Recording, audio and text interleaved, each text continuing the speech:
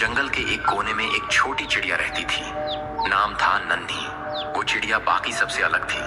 उसकी आंखों में एक चमक थी, जैसे वो उस पेड़ से कहीं दूर, कहीं ऊंचा देख रही हो।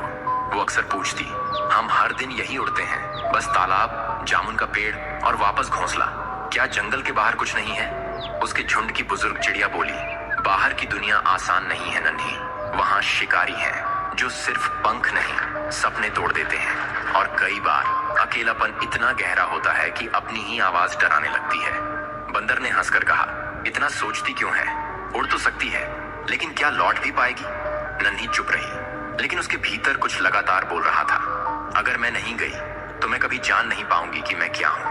और एक सुबह जब सब सो रहे थे, वो उड़ गई, बिना बताए, बिना रुके। ऊंचाई जैसी उसने कभी महसूस नहीं की थी।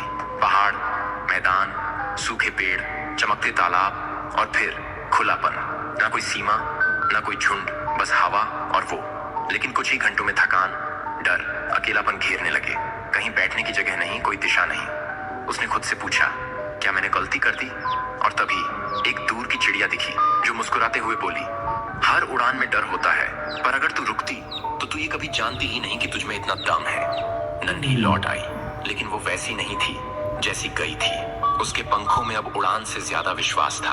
उसने बाकियों को वो दुनिया दिखाई जो किसी ने देखी ही नहीं थी। हम सभी उस नन्ही चिड़िया की तरह हैं। हमारे अंदर कुछ और बनने की चाह होती है, कुछ और देखने की, कुछ नया करने की। लेकिन हमारा झुंड यानी समाज, परिवार, दोस्त अक्सर हमें सुरक्षा के नाम पर रोकता है। और ये रोक बुरी नहीं होती, लेकिन अगर हम कभी उड़ान ही न भरें तो हम कभी जान ही नहीं पाएंगे कि हम उड़ सकते थे। जो डर से बाहर निकलता है वही असली दुनिया देखता है, और जो लौटता है वो सिर्फ अपने लिए नहीं, बल्कि सबको नई सोच देने के लिए लौटता है।